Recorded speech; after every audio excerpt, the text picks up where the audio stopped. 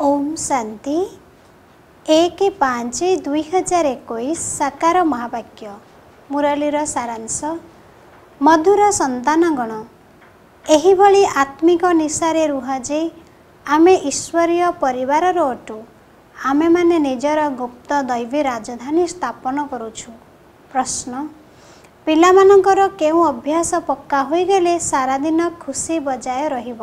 उत्तर, जदि सकाळु सकाळु उठी विचार सागर मंथन करिवार अभ्यास होई जिव तेबे सारा दिन मन बहुत खुशी रहिब। बाबांकर श्रीमत हैला पिलामाने अमृत बेलारे उठी निजर पितांक सह मिठा मिठा कथा हुआ।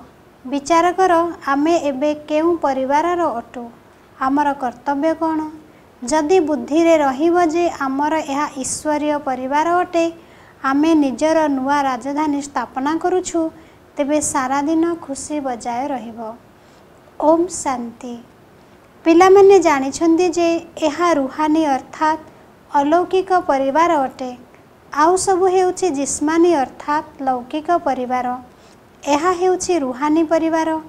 एहा हेउछि रुहानी बाबांकर परिवार। जेपरि लौकिक घरे माँ बापा पिला रही थांती, तेबे ताहा हेला हद्र परिवार। तुमे वर्तमान बेहद परिवारर सदस्य। पिलामाने गायन मध्य करुचंती, तुमे माता पिता आमे तुमर बालक। तेनु परिवार होईगला ना, रचयितांकर रचना होईगले ना। एपरि भावरे तो पिलामाने समस्ते तांकर ही सृष्टि अटंती, किंतु जानि नाहंती। तुमे एबे जानुछ, वास्तव रे यह बेहद पितांकर परिवार अटे। यह हेउछि ईश्वरीय विश्वविद्यालय। एथिपाई गायन रहिछि, विनाश काले प्रीत बुद्धि विजयंती। एहीपरि परिवार कथा गीतारे गायन करा जाय नाही। तुमे ईश्वरीय परिवार गुप्त दैवी राजधानी स्थापन करुछ, एकथा काहाकु हेले जणा पडु नाही। तुमर निशा रहिछि, जिए जिए बाबांकु मने पकाइबे तांकर निशा रहिब। देह अभिमान रे आसीबा द्वारा सेई निशा ओल्हाई जीव। एहा हेउछि ईश्वरीय परिवार। आमकु घरकु जिबाकु हेब, पुणी आमे दैवी राजधानी को आसीबु। सेठारे दैवी परिवार हेब। दुनिया बालांकर हेउछि आसुरी परिवार। एहा हेउछि तुमर ईश्वरीय परिवार। रुहानी बापदादांकर पिलामाने भाई भौणी अटंती। संसार रे हेउछि रुहानी प्रवृत्ति मार्ग। सत्य जुगरे ईश्वरीय परिवार बोली कुहाजिब नाही, सेठारे दैवी परिवार होइजिब। एही ईश्वरीय परिवार बहुत शोभनीय अटे। तुमे जानिछ जे आमे ईश्वरीय परिवार दैवी राज्य स्थापन करुछु। एहीपरि निज सहित कथा होई विचार सागर मंथन करिबा उचित। सकाळु सकाळु उठी बाबांक स्मृति रे बस, तेबे विचार सागर मंथन करिवार अभ्यास होइजिब। एहा द्वारा उमंग उत्साह बढ़िब। जेतेबेले अन्य सबु मनुष्य निदरे सोइथांती, से समय रे तुमे जाग्रत रही थाओ। तुमे सकाळु सकाळु उठी एहीपरि विचार करिबा उचित, तेबे देखिब तुमे केते खुशी रे रहिब। जहा किछि श्रीमत मिलुछि, जदि सेही अनुजाई चालिब, तेबे तुमे बहुत खुशी रे रहिब। ईश्वरीय परिवारर स्मृति आसिब एवं आसुरी परिवाररु मन हटिजिब। जेतेबेले नुआ घर संपूर्ण प्रस्तुत होई जाई थाए, तेबे पुरुणारु आसक्ति तुटी जाई थाए। जेपर्यंत नुआ तियारी न होईछि, से पर्यंत किछि ना किछि मरामती करी चली थांती। एहा परे पुरुणा घरु मन हटि जाई थाए। एही पुरुणा दुनिया मध्य सेही परी। एबे तुमे जानुछ जे एहा हेउछि पुरुणा घर। एबे आमे नुआ घर को जिबु, पुणी नुआ शरीर धारण करिबु। एही देह मध्य पुरुणा अटे। एबे तुमे भविष्यत 21 जन्म पई राज्य भाग्य नेउछ। एठारे तुमको राज्य करिवार नाही, एठारे स्थापना हेउछि। एकथा केवल तुमे ही जानिछ। एहा मध्य गीता अटे। तुमे एबे राजयोग शिखुछ ना, एहाकु सहज राजयोग कुहा जाए। अनेक थर तुमे एही राजयोगर अभ्यास द्वारा दैवी राज्य स्थापन करुछ। सेठारे ए सबु कथा मने रहिब नाही। जदि सेठारे मध्य एही कथा मने रहिब, तेबे पुणी सुखर अनुभव करिपारिब नाही। चिंता लागी रहिब। वर्तमान तुमर गुप्त निशा रही। उच्चरु उच्च बाबांकर यह परिवार अटे।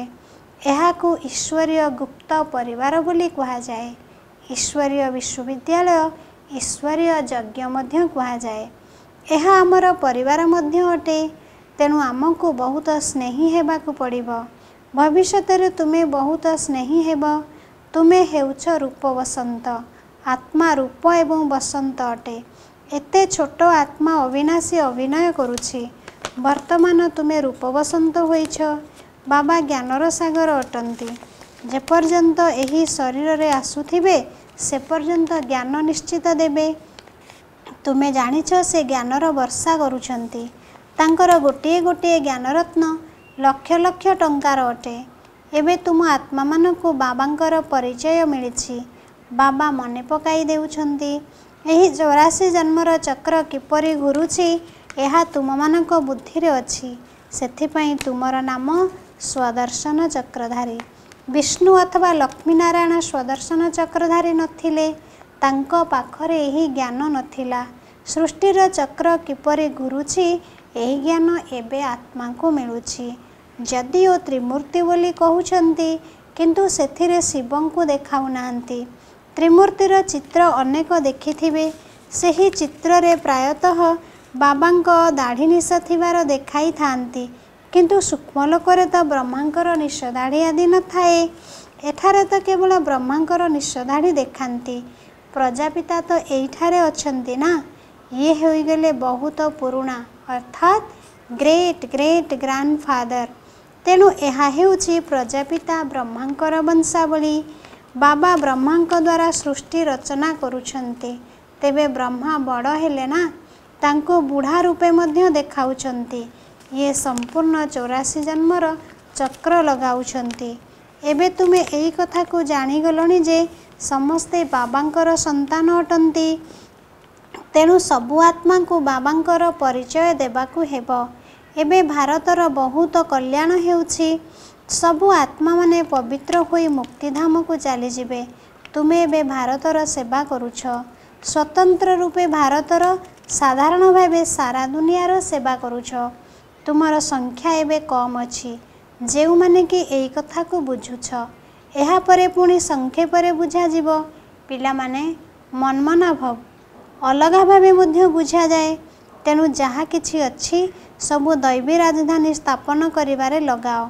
बापू गांधी कौन करुथिले? से मध्य रामराज्य चाहुथिले। किपरि आश्चर्यजनक खेल अटे ना। एबे तुमे साक्षी होई खेल देखुछ। तुमको हस मध्य लागुची जे केउठाकार कथा केउठाकू नै जाइछंती। बाबा कहउछंती ड्रामा अनुसारे दुनियार गति खराब होई गलानी। तेणु बाबा आसी सद्गति करुछंती। तुम मानकु निशा चढ़ीछि। ये सारा विश्वर निराकार बापूजी अटंती। एही ब्रह्मा मध्य कहार संतान अटंती? शिव बाबांकर। शिव बाबा पुणी कहार संतान? एही माता पिता कहउछंती शिव बाबा मोर संतान। एहा हेउछि शिव बाबांकर खेल। बाकी ध्यान साक्षात्कार आदि रे तो मायार बहुत प्रवेशता होई थाए। जेउ माने कहउछंती जे मो शरीर रे शिव बाबा आसुचंती, शिव बाबा एई कथा कहउछंती ए सब भूतर प्रवेशता अटे। तुम मानकु सावधान रहिबाकू हेबो। एही भूतर बीमारी एभली जहा कि से केउ कूलर हेबाकू देब नाही। एकथा खियाल रे मध्य आसीबा अनुचित जे मोते बाबांकर साक्षात्कार होई जाऊ। ए सब भक्तिर कथा। तेणु ज्ञान मार्ग को भल भावरे बुझिबाकू हेबो। माया अनेक प्रकारर धोखा देई थाए। साक्षात्कार करिबा द्वारा कोनोसी फायदा नाही। बाबा कहउछंती मु ब्रह्मांक द्वारा तुम सहित निर्बंध कराउछि। तेणु बाबांकर निर्देश हैला तुमे कोनोसी देहधारी को मने पकाओ नाही। तुमे निजकु आत्मा भावी बाबांकु मने पकाओ। निजर कल्याण निमंते ही बाबांकु मने पकाइबाकू हेबो। एहा बुझिबार कथा अटे। तुमे बाबांकु जेकोनोसी समाचार लिखि पारिबो। केतेक पिलांकर एतिके मध्य बुद्धि नाही जे बेहद बाबांकु चिठी रे निजर हालचाल समाचार किपरि लेखिबो। जेपरि लौकिक पितांकु चिठी न लेखिले आराम मिली न थाए, सेहीपरि इए मध्य बेहदर पिता अटंती। बाबा देखंती जेतेबेले मासे 1.5 मास जाए चिठी न आसुछि तेबे भाबंती बोधे पिला को माया हैरान कला जहा फल एहीपरि पारलौकिक बाबा को चिठी लिखुना। एतिकी तो लिखा दरकार बाबा आमे नारायणी निशारे सर्वदा रोचु आपण द्वारा दि जाइथिबा जुक्ति रे ही आमे तत्पर रोचु। तेबे बाबा बुझिबे जे हाँ पिला राजी खुशी अछंती। चिठी न लिखिबो तो भाबिबे कि बीमार अछंती बाबा को स्मृति रे ही रहुनाहांती नचेत बाबा को समाचार देबाकु हेबो बाबा आमे एही सेवा करिछु एहांको बुझाइछु एहांकर बुद्धि रे संपूर्ण ज्ञान रहुनाही। तेबे बाबा बुझाइबार शैली बताई देबे। पिला माने गीत शुणिले जो माने गीत रचना करिसंती से माने एही गीतर अर्थ जानि नाहांती। से सब हैला भक्ति मार्ग जहा किछि कहउचंती ताकू किछि भी बुझुनाहांती। मुख्य कथा हैला बाबा को ही जानि नाहांती। बाबा को जानिबा द्वारा भारत सद्गति प्राप्त करुछि। बाबा को न जानिबा कारणरू भारत बिल्कुल दुर्गति को प्राप्त करिछि। एबे बाबा तुमको बुझाउछंती मु तुमको सद्गति को नहीं जिबी बाकी समस्ते मुक्तिधाम को जिबे। भारत जीवन मुक्ति रे थिबा समय रे बाकी समस्ते मुक्तिधाम रे रहिबे। एही परिवर्तन बाबा को बिना आउ केही करि परिबे नाही। समस्तंकर सद्गतिदाता एकमात्र बाबा ही अटंती। तेबे समस्तंकर सद्गति निश्चित कल्पकल्प संगम रे ही हेबो। तुमे जानिछ जे आम आत्मा मानकर रुहानी पिता जणे अटंती। तांकु आत्मा ही मने पकाई थाए। भक्ति मार्ग रे तुमर दुई जण पिता अछंती। सत्य जुग रे तो जणे पिता ही रहिबे किंतु संगम रे तुमर तीन जण पिता अछंती। प्रजापिता ब्रह्मा मध्य पिता अटंती ना शिव मध्य पिता अटंती। से सर्व आत्मांकर पिता तांको ठारू ही संपत्ति नेबाकु हेबो। तांको मने पकाइबा द्वारा विकर्म विनाश हेबो। ब्रह्मा को मने पकाइले विकर्म विनाश हेबो नाही। सेथिपाई शिव बाबा को ही मने पकाइबाकु हेबो। आमे तांकर संतान अटु। रुहानी बाबांकर रुहानी संतान मानक प्रति यह सत्य गीता ज्ञान अटे। बाकी सबु हेला तो देह अभिमानी। देह अभिमानी पतित मनुष्य जो कर्तव्य करिथांती ताहा पतित कर्म ही होइथाए। दान पुण्य आदि जहाँ मध्य करिथांती से सबु मनुष्य को पतित ही कराई थाए। रावण राज्य रे ही ए सबु होइथाए। एबे बाबा आसी अध्यादेश जारी करुचंती कहउचंती पिले खबरदार विकारग्रस्त हुआ नहीं। विकारग्रस्त हुआ नहीं। काम विकार उपरे विजय प्राप्त कर। तोफान आदि तो बहुत आसीबो एथिरे हताश हेबा अनुचित। मायार एते विकल्प आसीबो जहा कि अज्ञान काल रे मध्य आसी नथिबो। एही परि मध्य विकल्प आसीबो कहंती भक्ति मार्ग रे तो बहुत खुशी रही थाए। एबे आपन को मने पकाइबा को चाहिले मध्य मने पकाई पारु नाहु। बिंदु मने पडु नाही। कौनसी बड़ जिनिस होइथिले मने पकाई पारि थांतु। बाबा कहउछन जे तुमे शिव बाबा को मने पकाओ यही पुराना दुनिया को भूली जाओ। तुमे मुत्ते शांतिधाम रे मने पकाओ। केवल शांतिधाम को नुहे बाबा को मने पकाइबा द्वारा ही विकर्म विनाश हेबो। आत्मार मिठा बाबा सहित स्नेह रहिबा उचित। से अधाकल्पर प्रेमिक अटंती। आत्मा कहूची आमे अधाकल्प आपण को भूली जाइथिलु। एठाकु ब्राह्मणी माने जहाँ को नहीं आसुचंती बहुत सावधानतार सहित निश्चय बुद्धि संपन्न ब्राह्मण ही आनिबा उचित। जदि एठाकु आसी पुणी जाई केही पतित हेले तेबे ब्राह्मणी को दंड भोग करबाकु हेबो। सेतिपाई ब्राह्मणी उपरे बहुत दायित्व रहिछि। बाबा एही रथ धारण करिसंती। ये सबु कथार अनुभवी अटंती। एठारे तो विकारर कौनसी कथा ही नहीं। परस्पर मध्यरे हसिबा खेलिबा कथावार्ता हेबा एथिपाई मना करा जाऊ नाही। बाकी जदि कौनसी आत्मा सहित टिकिए भी स्नेह रहिबो तेबे ताहा पुणी बढ़ी चलिबो। केवल तांकर ही स्मृति रहिबो। सेथिपाई एथिरु मध्य ऊर्ध्व को जिबाकु हेबो। एबे तुमे घरे बसिछ ना सत्य जुगरे बसिछ? घरे बसिछु। बाबा पिलामानकु घरे बसी पढ़ाउचंती। एही मधुबन तुम समस्तंकर घर अटे ना। एठारु बाहर को गले एभली कुहाजिबो नाही।